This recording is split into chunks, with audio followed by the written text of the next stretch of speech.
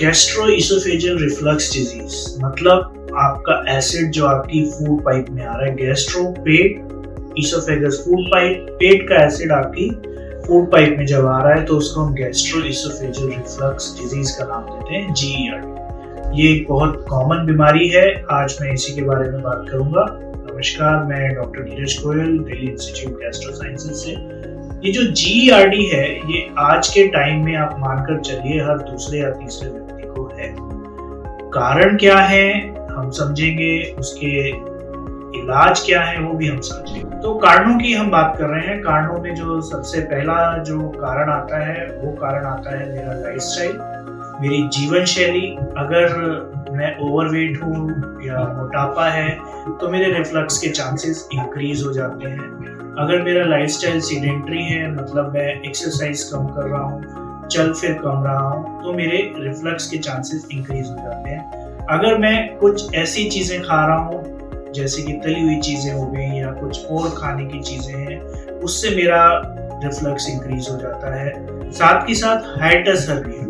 Hiatus hernia आपने नाम जरूर सुना होगा। हाइटस हर्निया का मतलब है कि आपका पेट का एक छोटा सा भाग आपकी चेस्ट में चला जाता है और आपका एसिड रिफ्लक्स इंक्रीज हो जाता है। एसिड रिफ्लक्स जो आपको होता है उसका जो लक्षण होते हैं वो आपकी छाती में जलन होती है, जो आपकी जो बोन है छाती की उसके पीछे की तरफ जलन होती है, मुंह में कड़वा पानी आ सकता है, खट्टी डकारें आ सकती हैं। ये सारे लक्षण आपके GERD के होते हैं। और अगर बहुत ही ज्यादा GERD इंक्रीज हो गया है तो आपको मुंह के अंदर खाया हुआ खाना भी वापस आ सकता है। तो अब इम्पोर्टेंट चीज हो गई कि भाई ये अगर लक्षण मेरे को है तो अब मेरे को करना क्या है। मेरे को जो करना है मैं उसको 3 चीजों में बोलूंगा। सबसे पहला चीज है मेरे को अपना लाइफस्टाइल इंप्रूव करना है, दूसरी चीज है दवाइयां, तीसरी चीज है ऑपरेशन। तो जब भी हम GERD की बात कर रहे हैं तो उसमें जो सबसे प्रमुख चीज आती है वो आती है आपका लाइफस्टाइल चेंजेस। आपको कम से कम 3 से 3.5 लीटर पानी पूरे दिन में पीना है। इसका मतलब ये भी नहीं है कि 1 लीटर सुबह, 1 दोपहर, 1 शाम। आप कॉन्टिन्यूसली एक गिलास हर 1-1.5 घंटे में पानी पीते रहिए। 3-3.5 लीटर पानी का मतलब होता है 10 से 12 गिलास पूरे दिन के अंदर आप पानी ये पी पाते हैं। इसके साथ साथ दूसरी चीज होती है कि मेरे को कम से कम 5 से 6 किलोमीटर का वॉक करना है। 5 से 6 किलोमीटर के वॉक का मतलब है लगभग घंटे भर का वॉक। ये पूरे दिन के अंदर हम जो वॉक की बात कर रहे हैं, मैं वॉक बोल रहा हूँ, मैं आपको दौड़ने को नहीं बोल रहा हूँ, ब्रिस्क वॉक के नहीं बोल रहा हूँ। चलिए, हमारी बॉडी के लिए चलना GERD के लिए कम करने के लिए बहुत इंपॉर्टेंट है। साथ के साथ कुछ ऐसी खाने की चीजें होती हैं, उसके अंदर जो सबसे पहली चीज आती है chocolate, ice cream, coffee, cold drink, smoking, alcohol. अगर इन 6 चीजों में से आप कुछ भी चीजें ले रहे हैं तो प्लीज इनका परहेज करिए। ये सारी चीजें जो आपकी फूड पाइप के अंदर के रिफ्लक्स को इंक्रीज कर देती हैं, फूड पाइप और स्टमक के बीच का जो वाल्व होता है उसको ढीला कर देती हैं और आपका एसिड ऊपर की तरफ चलने लगता है। इसके अलावा कुछ खाने की चीजें होती हैं जैसे ऑयली फूड, स्पाइसी फूड, वो भी इसको इंक्रीज करते हैं। उसको मैं कंप्लीटली बंद करने को नहीं बोलूंगा, बट इन मॉडरेशन। साथ ही साथ आपको जिन चीजों का ध्यान रखना है कि भाई जो आप स्पाइसी नॉन वेजिटेरियन फूड खा रहे हैं, इंडियन डाइट में जो नॉन वेजिटेरियन है वो बिल्कुल स्पाइसी एंड ऑयली होता है, तो उसको अवॉइड कर सकते हैं तो बहुत अच्छा है। कुछ खाने की चीजें होती हैं जैसे चने की दाल, उड़द की दाल, छोले, राजमा, ये रिफ्लक्स को इंक्रीज करते हैं। अगर आपको भी कर रहे हैं तो अवॉइड कीजिए, नहीं कर रहे हैं तो प्लीज लीजिए। इन नटशेल जो भी खाने की चीज आपके रिफ्लक्स को इंक्रीज कर रही है, आप उसको अवॉइड करिए तो आपकी बहुत सारी समस्याएं सॉल्व होती है। साथ ही साथ खाना खाने के एकदम बाद पानी नहीं पीजिए, लगभग 1 घंटा भर।